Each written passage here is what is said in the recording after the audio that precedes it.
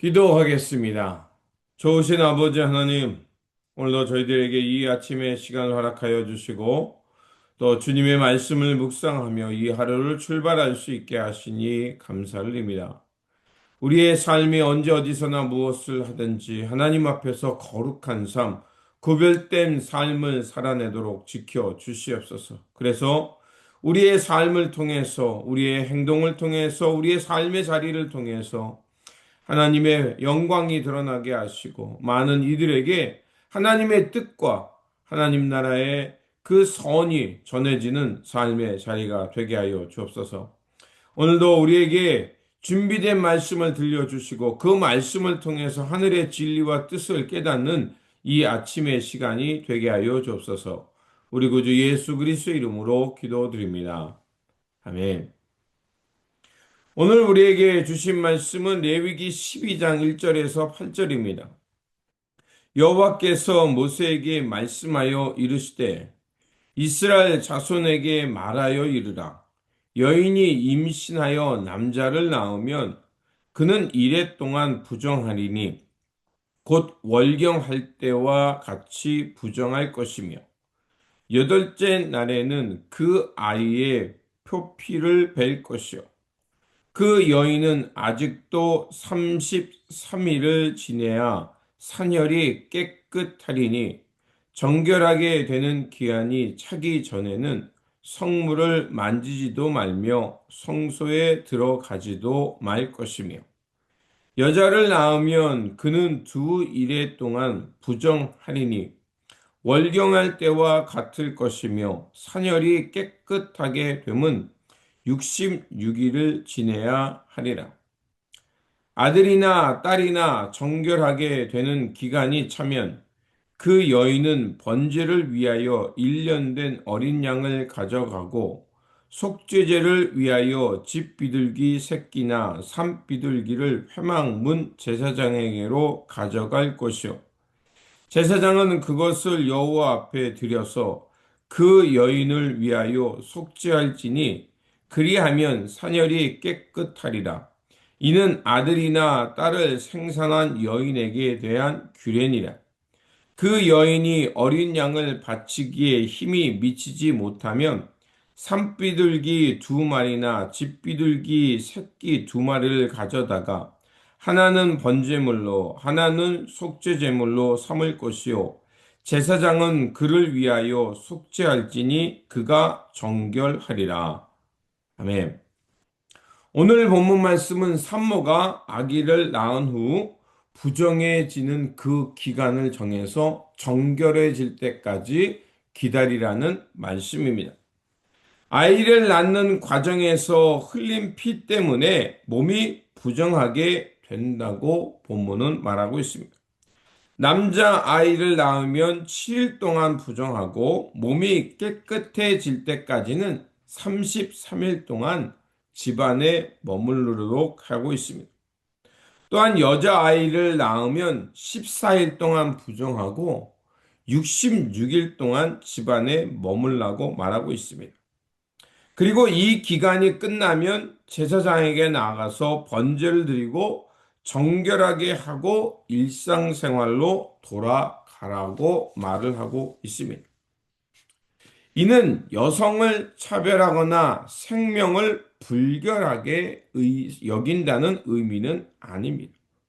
오히려 생명의 신비 앞에 경외함을 갖도록 하고 출산이라는 과정을 통해서 하나님께서 주시는 그 생명을 귀하게 여기고 그 생명이 건강해질 때까지 그 생명을 잘 지키라는 하나님의 속 깊은 뜻이 담겨져 있는 것입니다.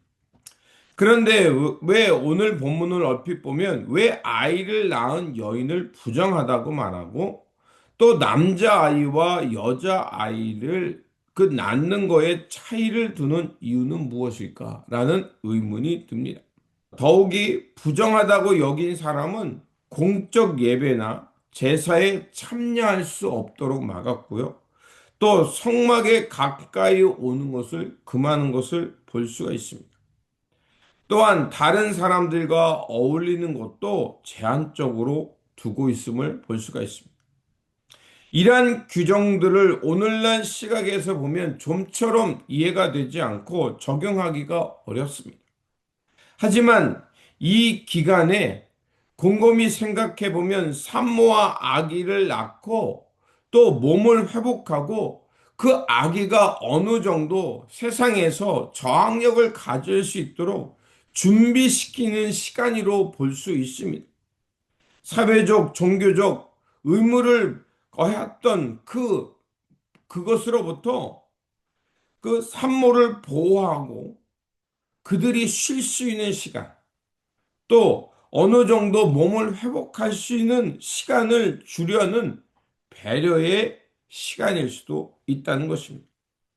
남자아이를 더 선호하던 시대적 배경을 고려하면 여자아이를 낳은 산모에게는 더 깊은 회복의 시간이 필요하고 돌봄의 시간을 제공하라는 그렇게 해석하는 것도 가능합니다.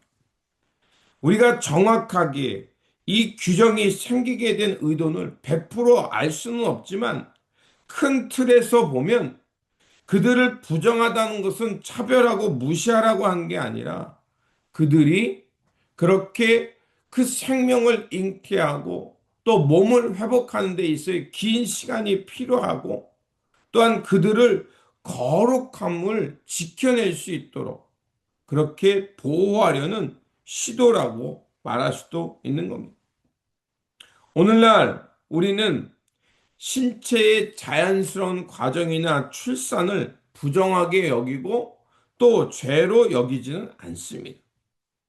하나님께서 이렇게 생명을 주시는 것은 축복으로 여기고 또 우리가 그런 것을 배려하는 것을 오히려 당연시 여기고 그런 것들은 쉼을 향해서 오히려 우리가 더 편하게 쉴 수 있도록 제공하는 우리의 문화로 많이 바뀌어져 있습니다. 그렇게 이 규례를 문자적으로 그대로 적용하는 것은 어리석은 겁니다.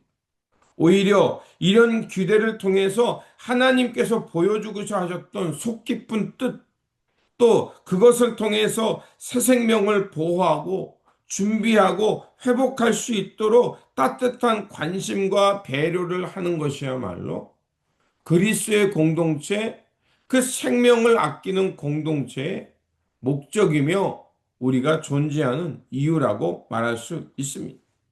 그렇게 레위기 12장의 정결 규례는 그만큼 어린 생명과 작은 생명 또 산모를 아끼고 사랑하는 것이고 그 연약한 이들이 어느 정도 몸을 회복할 수 있도록 하나님께서 돌보시는 은혜의 기간이라고 말할 수 있습니다. 그렇게 우리의 삶도 마찬가지입니다. 하나님께서 이런 규정을 통해서 다른 사람을 정죄하고 부정하게 여기는 것이 아니라 그렇게 연약하고 몸이 회복할 수 있도록 그 돌보고 우리가 보호하는 이런 생명 공동체야말로 하나님이 기뻐하는 참된 공동체, 진정한 거룩을 위해 살아가는 삶의 공동체라는 겁니다. 그러므로 오늘도 우리에게 주어진 삶 속에서 이렇게 생명을 아끼고 연약한 이들을 돌보고 배려하는 참된 거룩을 지켜가는 저와 여러분, 이런 생명, 이런 거룩을 지켜내는 생명 공동체로 이루어져 가시기를 주님의 이름으로 축원드립니다. 기도하겠습니다. 사랑의 하나님, 오늘 말씀을 통해서 생명을 아끼고 보호하시는 하나님의 은혜를 깨닫게 하여 주시니 감사를 드립니다. 우리 삶을 통해서 생명을 아끼고 연약한 이들을 배려하고 돌보며 진정한 거룩이 있는 공동체로 삶으로 살게 하여 주옵소서. 그래서 우리 삶 속에 하나님의 은혜가 흘러가게 하여 주시고 하나님의 사랑을 통해서 아끼고 돌보고 배려하며 참된 거룩을 향해 살아가는 우리의 삶의 자리, 우리의 믿음의 모습이 되게 하여 주옵소서. 오늘도 살아서 역사하시며 우리를 구원의 길로 생명의 길로 인도하여 주시는 우리 구주 예수 그리스도 이름으로 기도드립니다. 아멘.